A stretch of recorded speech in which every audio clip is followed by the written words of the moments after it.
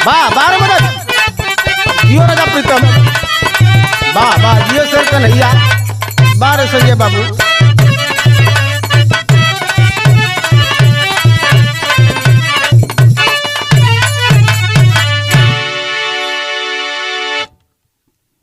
आप सभी विरहा के सुनने वाले श्रोता बंधु लोगों के हमारा नमन बा, प्रणाम बा। हम गायक कलाकार ज्ञानी यादव और साथियों की आवाज में बाबा कीनाराम स्टूडियो और विशेष सहयोग अजय यादव की देख रेख में एक दर्दनाक विरहा छोटा सा, जो कि अभी आपने पेपर के माध्यम से, प्रिंट मीडिया के माध्यम से देखा और सुना कि आज हिंदुस्तान की हालत क्या है। आज हिंदुस्तान में बहन बेटी की इज्जत सुरक्षित नहीं है, खतरे में है बाबू। एक ऐसे मासूम की कहानी, दर्दनाक घटना घटित हुई। पत्थर का भी दिल रहेगा तो आंसू जरूर निकल आएगा। कैसे प्रीतम?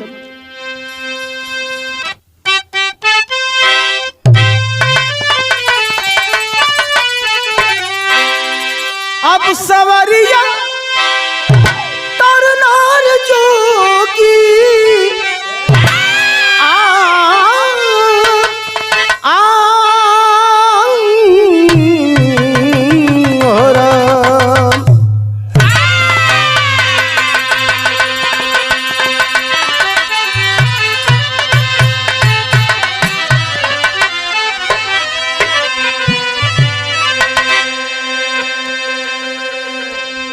चार लाइन भूमिका में कभी कई सारा, बहुत ही दर्दनाक इशारा। कैसे भैया? अरे जुल्मी जमाना बनाया जालिम, जैसे जीवन की जग में है कीमत नहीं। कर्म कुकर्म कामी है कैसा किया, गम जदा हो गया गम गलीमत नहीं। ख्वाब नैनों में था अच्छे दिन का, मगर आज इंसानियत भी शर्मसार है। शर्म से झुक गया है तिरंगा मेरा, हाथ रस में हुआ जब दुराचार है।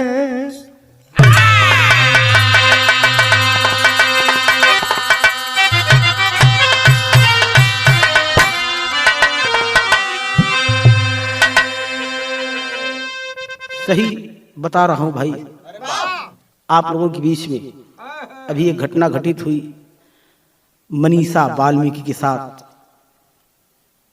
उस मासूम के साथ इतनी दरिंदगी उन हरामजादों ने किया, जिसको देख करके एक बार पहाड़ पत्थर जैसे दिल का भी रूह कांप गया। हाथरस में यह हादसा हुआ। एक लाइन यहाँ पर प्रीतम बाबू गजल लगत है, एकदम नई नई गीत है। कैसे लाल?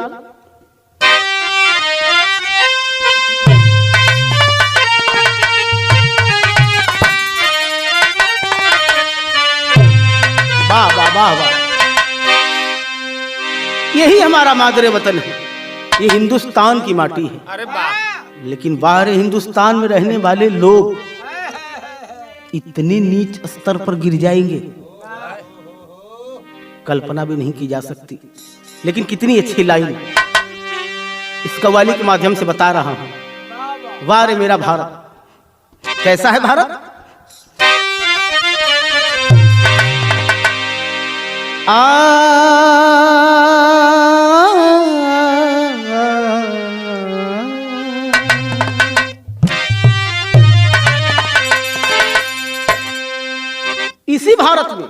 हंसते हंसते एक माँ की गोदी का लाल सीमा पर अपनी जान कुर्बान कर देता है।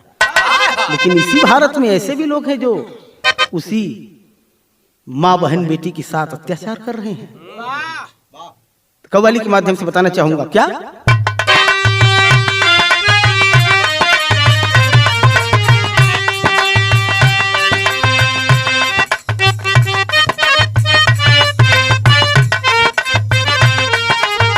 एक लाइन यहाँ पर बड़ी धमाकेदार कव्वाली है, एकदम नई नई कव्वाली। सो ही जाएंगे मिट्टी ये ओढ़ के,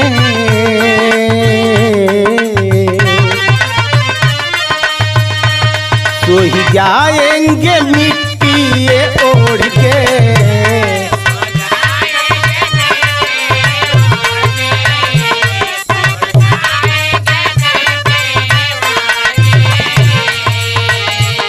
सो ही जाएंगे मिट्टी ये ओढ़ के, सो ही जाएंगे मिट्टी ये ओढ़ के, हम ना जाएंगे भारत को छोड़ के, हम ना जाएंगे भारत को छोड़ के।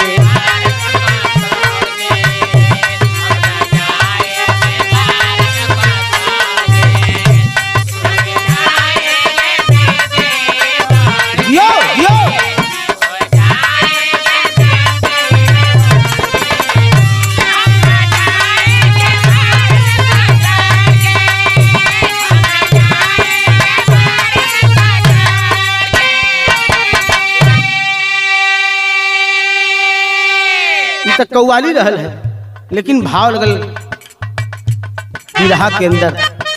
कवि जी बड़ी मार्मिक लाइन लिखत हो, ये दुनिया संसार छोड़ के दिन सबके जाए के है, लेकिन है बाबू गौर करेंगे, जाना सबको है दुनिया ये छोड़ के,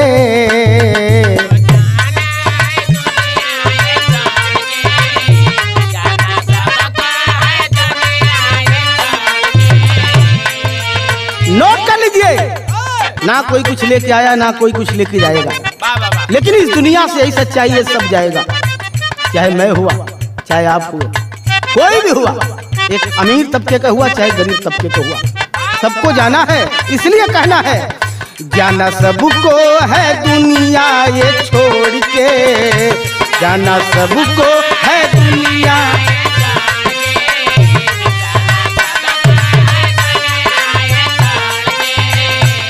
जाना सबको है दुनिया ये छोड़ के, हंस उड़ जाई पिंजड़ा के तोड़ के, हंस उड़ जाई पिंजड़ा के तोड़ के,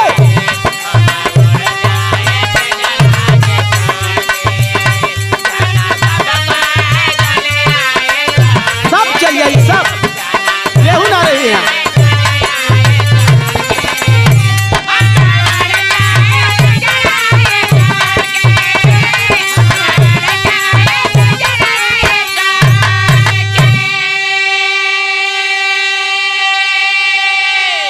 कहानी की शुरुआत यहीं से भयल। कहानी कहाँ के बाद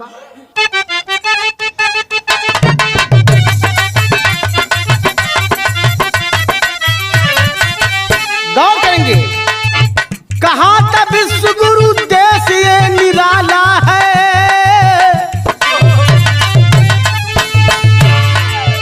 विश्व गुरु को उपाधि दी गई हिंदुस्तान को, मगर कहाँ था विश्व गुरु देश ये निराला है, मगर दरिंदों ने इतिहास किया काला है।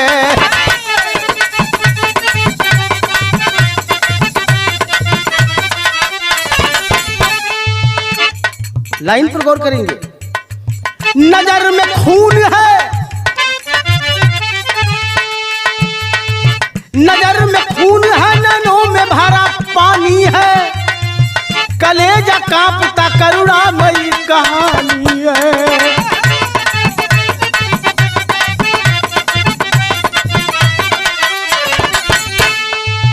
होता क्या है, काटने घास माँ के संग मनीषा आई हो,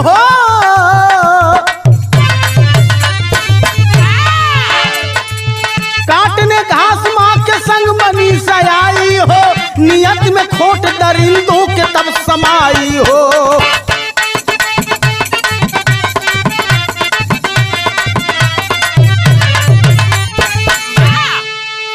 जैसा कि पेपर के माध्यम से, प्रिंट मीडिया के माध्यम से आप लोगों ने देखा और सुना भी, रूह कांप जाती है कि ऐसे ऐसे भी लोग हिंदुस्तान के माटी में हैं। हाथरस में मनीषा वाल्मीकि नाम की मासूम भैया हो, देहात में गरीबन के धन दौलत उनकर इज्जत आबरू हो। मनीषा वाल्मीकि मासूम लड़की अपनी माँ के साथ रोज की भांति उस दिन भी अपने गाय भैंसिन बदे चारा ले बदे गए हैं। जैसे ही बैठल बेचारी घास काटे बदे चारों पापियन के निगाह पड़ल है और चारों पापी मनीषा के पास जाते हैं। जाकर के जोर जबरदस्ती जब कर रहे हैं, मनीषा रो करके एक बात कह रही है। क्या? तर्ज बदल गया।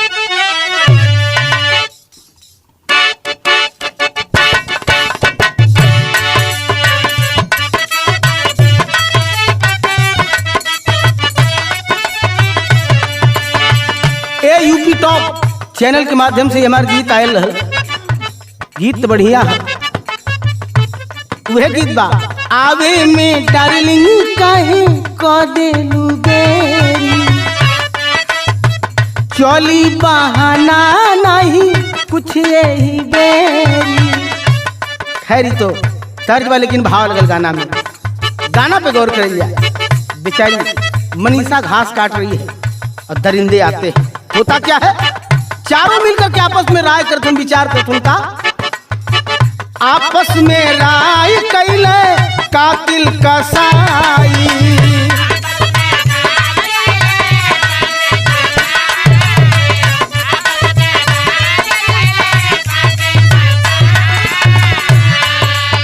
चारों पापी आपस में मनीषा को देख करके राय विचार करते हैं। और राय विचार करने के बाद करते क्या है, पीछे से धैले जाके मुहवा दबाई।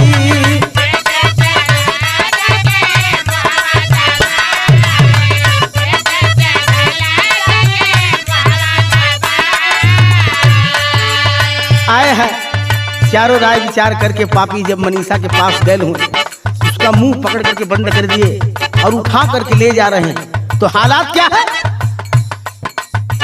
पंख बिना पंछी बेकार हो गई। तो टेर सुन के आवाज मुरार, बुहार लगा रही है। टेर सुन के आवाज मुरार, बहिनिया लाचार हो गई।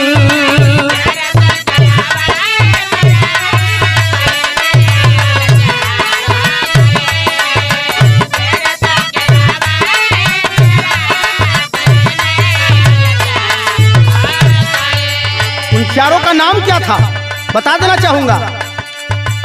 संदीप लवकुश रहले रवि राजकुमार हो, रोवेली मनीषा पापी सुने ना गुहार हो।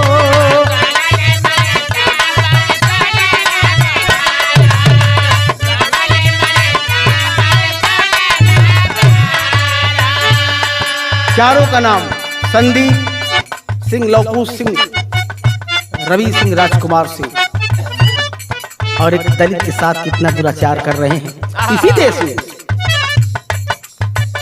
संदीप लवकुश रहले रवि राजकुमार हो, रोवेली मनीषा पापी सुने ना गोहार हो। रो रही है मनीषा भैया, अरे कहूँ यही गांव का हुआ, हम यही गांव का रही, हमन का आपस में भाई बहन का रिश्ता है, का ऐसे कर जला, ऐसे मत कर भैया, काहे इतना अत्याचार करत हुआ। लेकिन पापी सुने बदे तैयार ना हुआ। पापियन के पाप असवार हो गई, पापियन के पाप असवार हो गई। तेरी सुन के आवाज है मुरार, तेरी सुन के आवाज है मुरार, बहिनिया लाचार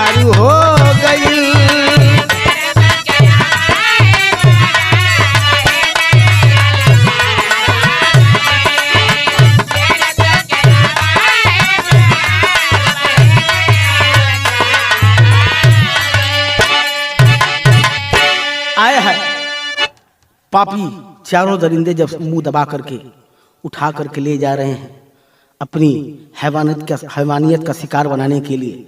रो रही बेचारी भैया, अरे हम भी यही गांव कही, तो हूँ भी यही गांव को हुआ, तू लोग भी, और आप लोग हमसे बड़वा काहे इसे करत हुआ, इतना अत्याचार ना कर जाला, हम दलित के बेटी है, इतना जुलुम मत करा, हमके छोड़ दा, हमारे पास आखिरकार हो का, मालिक के देवल इज्जत आबरू न थाती हमार हो। अगर भैया हो, अगर एके लूट लेबा लोग तो फिर कहीं मुंह दिखावे ला खब न रहो। हाय बाबू, रो रही है मनीषा, लेकिन पापी ना मनलन, अपन हैवानियत उनके सर पर सवार रहल, बारी बारी से मुंह काला कैलन। लेकिन यहाँ पर एक लाइन गीत बदलत है। कौन गीत है भैया?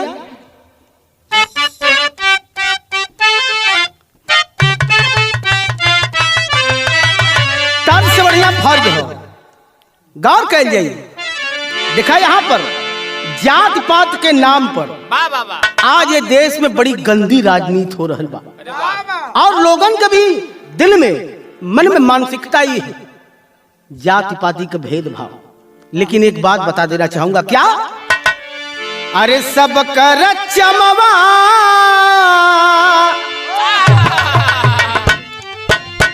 सब कर एक चमड़ा, केहू गोर है तो केहू करिया है, मगर भैया हो ब्लड भी एक है, काटब तो केहू का नीला ना निकली, सबकर लाले निकलल।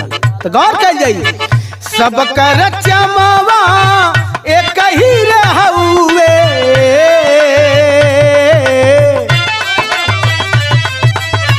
सबकर चमवा एक ही रहउए, पिजड़ावा अलगा अलगा बा।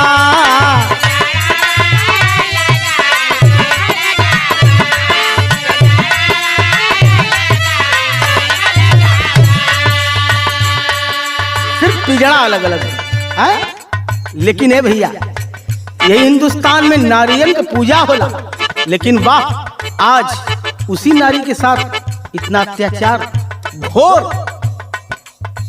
पाप। नारियों को कौन सी निगाह से देख रहे हैं? रे सालों कम से कम याद करो, नारी से हमें ही आप ना, दुनिया जमाना ना। गौर करेंगे, दुनिया को बनाने वाला कौन? भगवान। बता देना चाहूंगा, नारी से लिहल नारायण अवतार हो,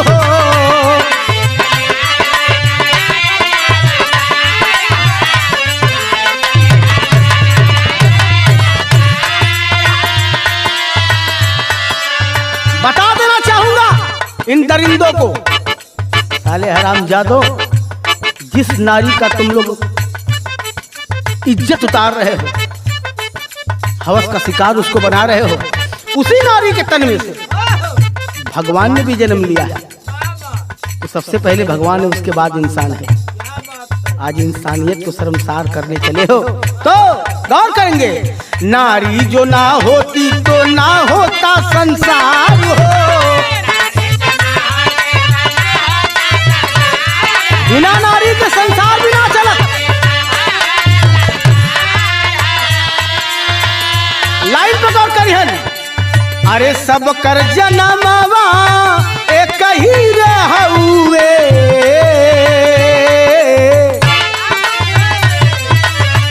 सब कर जनमवा एक ही रहउए, बिचारावा अलगा अलगा बा।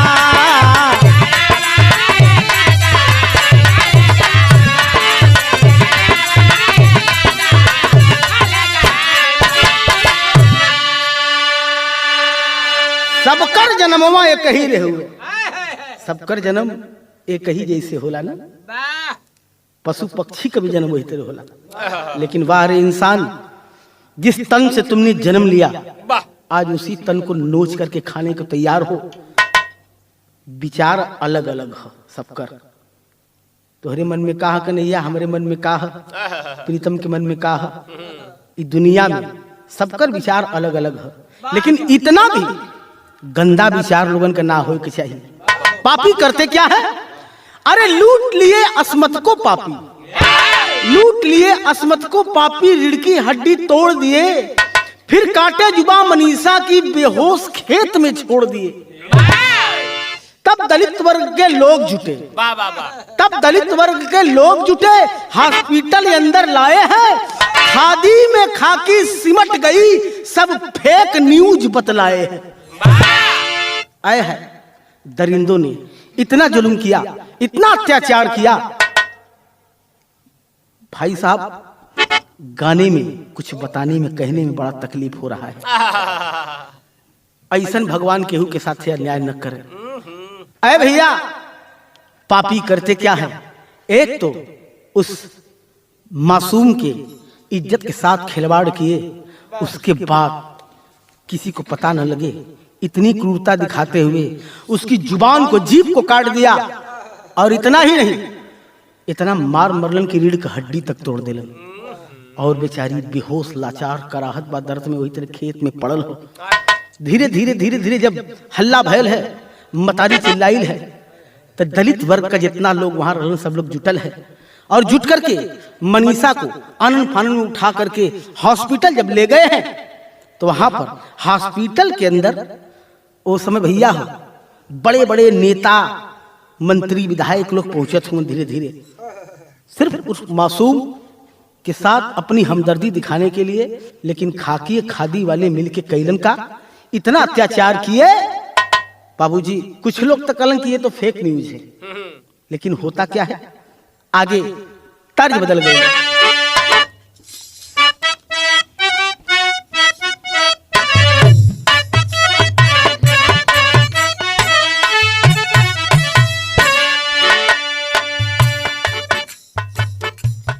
वह गीत बा माई का हली बेटी नियरे बिया हवे हो, माई का हली बेटी नियरे बिया हवे हो, बाबू कहल बड़ी दूर हो।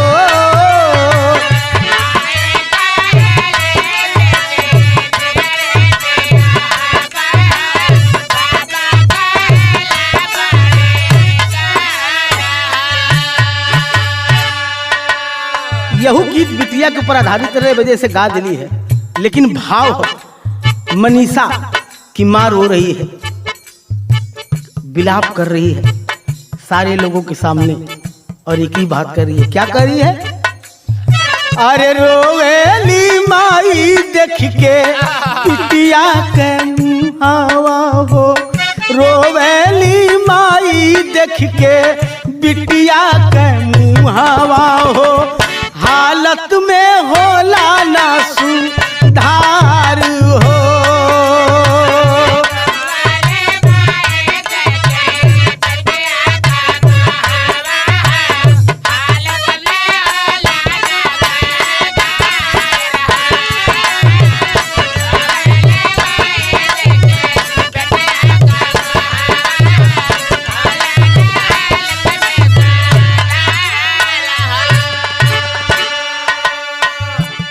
मतारी तो खाली मनीषा की ओर ताकत बा कि बिटिया के हालत में तनको सुधार ना होता।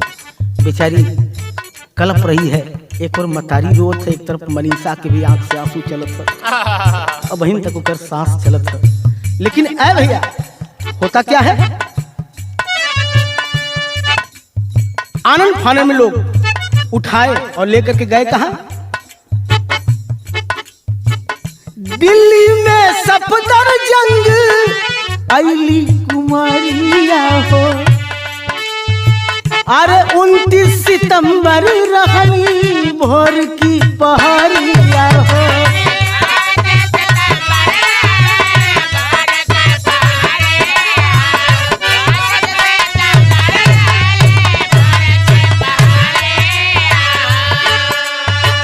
सितंबर दिल्ली के सफदरजंग हॉस्पिटल में भर्ती किया गया। और 29 सितंबर की भोर में होता क्या है? अरे सोकवा में डूबल जमहू रियत करू हवा हो, सोकवा में डूबल जमहू रियत करू हवा हो, चल गईली दुनिया बिसार हो।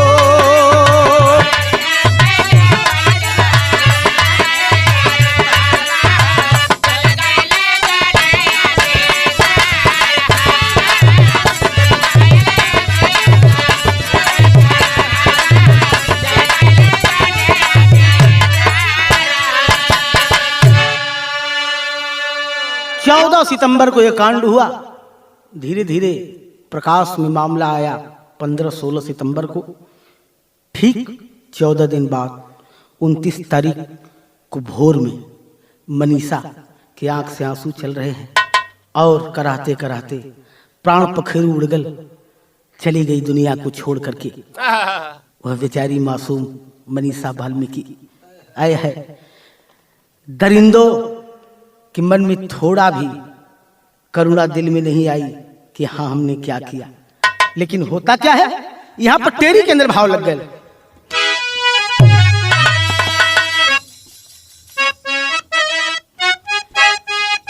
आज आजादी जरूर मिली है मगर आजादी गई कहां? जरा गौर करेंगे लेखनी पर। आजादी बिड़ला दौरे चल गई, अरे आजादी बिड़ला दौरे ओ आजादी बिड़ला दौरे चल गई। अरे क्रंदन क्रंदन करे वतन अब जाति पाति के मारे। आज पूरा देश इसी चीज को लेकर के हतप्रभ है, अवाक है। आखिरकार इस देश में हो क्या रहा है। एक लाइन यह गीत के माध्यम से बतावल चाहती का।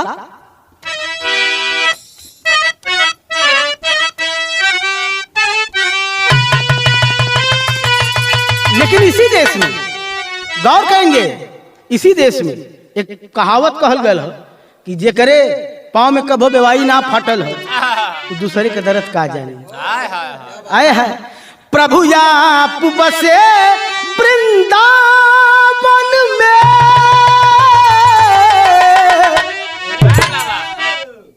गीत रहे था कन्हैया दर्द बढ़िया फर्ज है। एक बिटिया का दर्द है, अब करेजा देखा कलपत का। अरे जिसके पग फटी विवाह नहीं, जेकरे पाँव में कभो बेवाई ना फटल है, जेकरे पाँव में फटी विवाह नहीं, वह पीर पराई क्या जाने।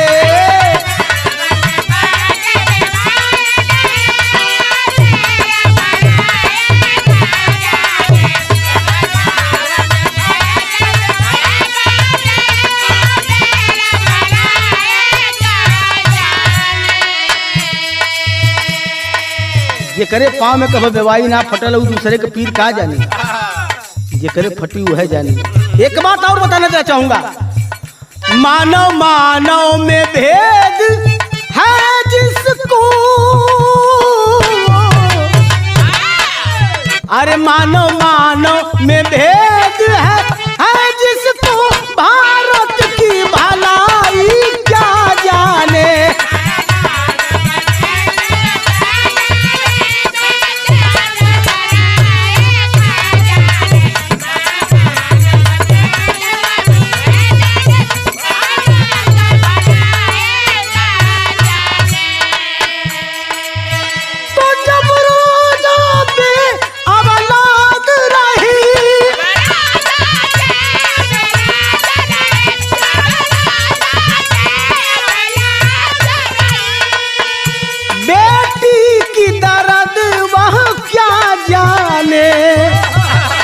जब राजा ही बे औलाद है इस देश का, वो बिटिया की भलाई क्या जानेगा। आए है तो गौर करेंगे, जो अपनी बीवी त्याग दिया,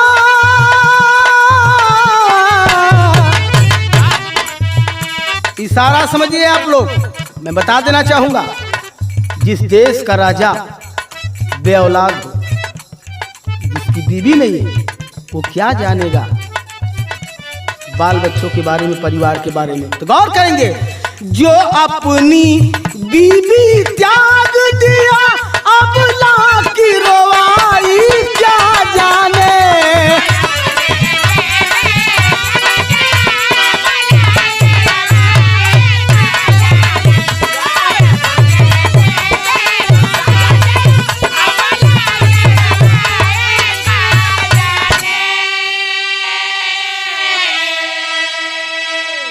छोड़िए राजनीति की बातों को, मैं राजनीति में नहीं जाना चाहता हूं, मगर धीरे धीरे दलित वर्ग बहुतायत संख्या में जुट करके वह दिल्ली के सफदरजंग में हॉस्पिटल में करते क्या है, उस बेचारी मनीषा को न्याय दिलाने के लिए भीड़ एकत्रित होती है और इकट्ठा होकर के लोग करते क्या है, पापड़ में भाव लगल।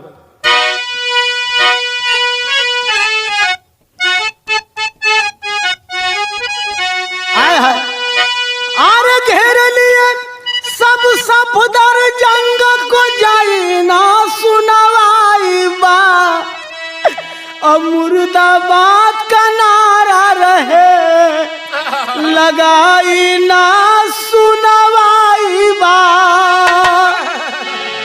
आए है दलित वर्ग के लोग भारी संख्या में जुट करके उसी हॉस्पिटल में मुर्दाबाद का नारा लगाने लगे उस मासूम को न्याय दिलाने के लिए। लेकिन होता क्या है, अरे एक जाति के लिए बनल यूपी का सरकार हो, नहीं चलेगा जंगल राज तोहार हो। ये जंगल राज कतई बर्दाश्त नहीं किया जाएगा। कब तक इस हिंदुस्तान में माँ बहन की इज्जत, बेटियों की इज्जत इन बड़े बड़े अमीर जादों की गुलाम बन करके रहेंगी। आया है कहते हैं क्या, अरे भीम आर्मी गई रोड पर आई ना सुनवाई बा, सपा या बसपा मांग करे चिल्लाई ना सुनवाई बा। समाजवादी पार्टी के लोग, बहुजन समाज पार्टी के लोग मिल करके जगह जगह धरना प्रदर्शन करने लगे, न्याय की मांग करने लगे, लेकिन उनको प्रताड़ित किया गया, मारा गया, प्रशासन द्वारा जेल तक में डाल दिया गया। क्या यही हमारे देश का संविधान है? अगर किसी के बारे में हमने किसी के साथ अन्याय हो रहा है, अगर उस अन्याय पर हमने आवाज उठा दिया, तो आज यही देश में यही राज है इन अत्याचारियों का कि उसकी आवाज दबा दी जाएगी। और इतना नहीं, पुलिस प्रशासन के लोग किए क्या, धीरे से मामले को रफा दफा करने के लिए रात में ही चुपचाप परिवार वालों को दूर हटाते हुए मनीषा की लाश को ले जा करके रात्रि में अंतिम संस्कार कर दिए।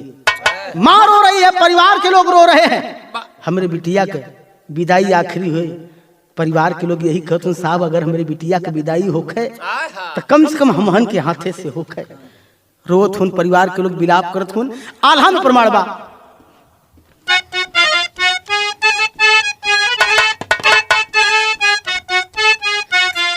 आए हाय बाहर प्रशासन, यही कहल जाला ये प्रजा के रक्षक है। मैं तो आज इनसे विश्वास उठ गया। आए है अरे चोरी से प्रशासन हो, चोरी से प्रशासन हो, मनीषा वाली लसिया भैया।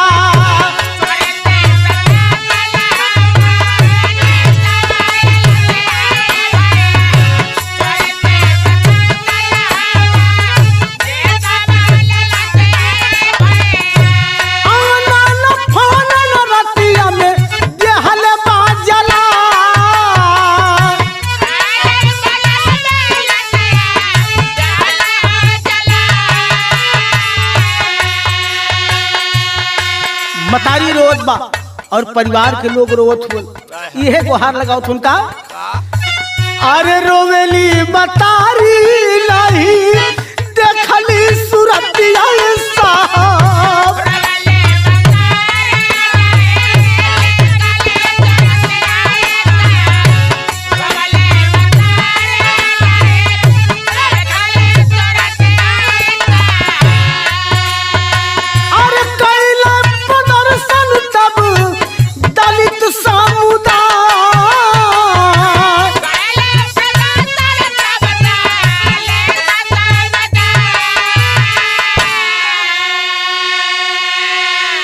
मतारी रोत बाप साहब, कम से कम हमारी बिटिया के आखिरी समय में मुहुआ तो दिखा दा।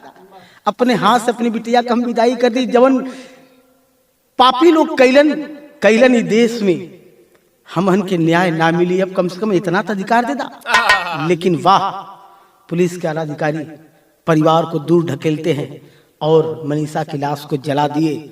लेकिन है भैया, दलित समुदाय फिर भी प्रदर्शन कर रहा है, मीडिया भी इसी में लगी हुई है। लेकिन एक बात बता देना चाहूंगा, जैसे निर्भया को न्याय मिला, उन दोषियों को फांसी की सजा दी गई, मैं भी अपने इस गीत के माध्यम से सरकार से ही आह्वान करना चाहूंगा। क्या? अरे निर्भया के जैसन मिले पापिन के सजाए साहब,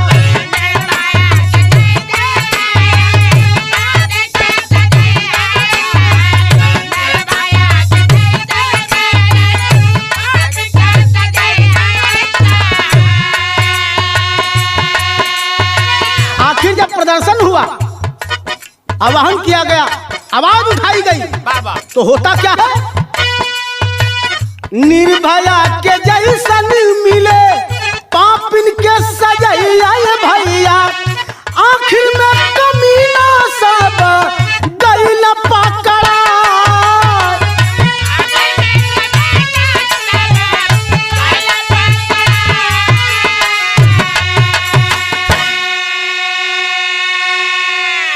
जब दलित समुदाय के लोग और समाजवादी पार्टी के कार्यकर्ता लोग, नेता लोग अखिलेश यादव के आह्वान पर जब धरना प्रदर्शन किए हैं, बहुजन समाज के लोग धरना प्रदर्शन किए हैं, अनशन किए हैं, जगह जगह रोड जाम किए हैं, यहां तक कि जाकर के सीएम हाउस का भी घेराव किए हैं, तब जाकर के उन चारों की गिरफ्तारी हुई आए है। लेकिन है भैया, अब यह कहल चाहब, ए देश में अब अत्याचार हर एक हिंदुस्तानी बर्दाश्त नहीं करेगा।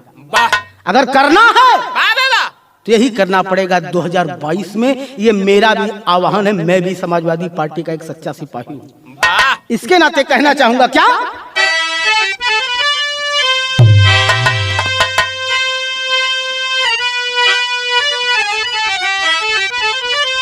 2022 में क्या करे, क्या अरे 22 में जंगल राज मिटाई मिताब, अरे ना तो देश का नहीं आई जगो तक खाई मितवा।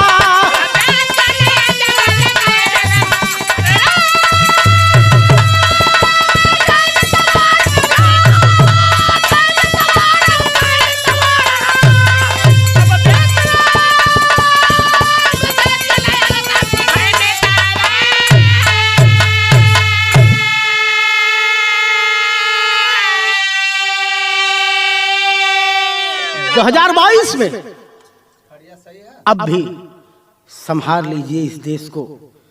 ऐ मेरे हिंदुस्तान के लोगों, अब इस देश की नैया आपके हाथों में है। ना तो ये देश का नैया ऐसे ही गोता खात रह जाए। एक बात और कहल चाहब, यही देश में होला का, अरे पुष्पेंद्र विकास का जब भयल इनकाउंटर तक काहे आजाद घूमे, देखा हर कुलदीप सेंगर। विकास दुबे का इनकाउंटर होता है, पुष्पेंद्र यादव ना, उसका इनकाउंटर होता है, लेकिन वहीं पर कुलदीप सेंगर जैसा अपराधी घूमता फिरता नजर आता है। तो अब से भी आंखें खोलिए ऐ मेरे हिंदुस्तान के लोगों, अब से भी जाग जाइए और 2022 में तख्त पलट दीजिए, ताज पलट दीजिए। यही कहना चाहूंगा। इसी के साथ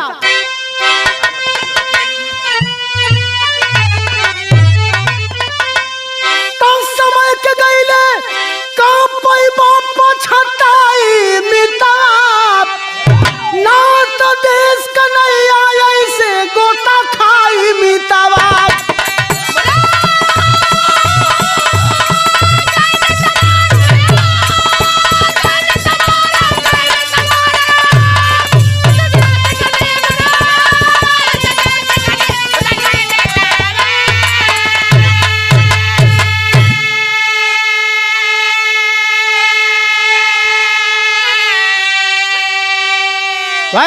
देश के वासियों आपसे भी इस देश को बचा लीजिए, यही हाथ जोड़ करके मैं विनती करता हूं, प्रार्थना करता हूं आप लोगों से। आखिरी परिचय है। गुरु बिहारी गुरु गणेश, दहशत में पूरा देश, तो कभी चंद्रिका रामदेव के भारी मायर कलीस आए है। आजादी बिड़ला द्वारे चल गई, ज्ञानी सुबेदार दसवां के दशा निहार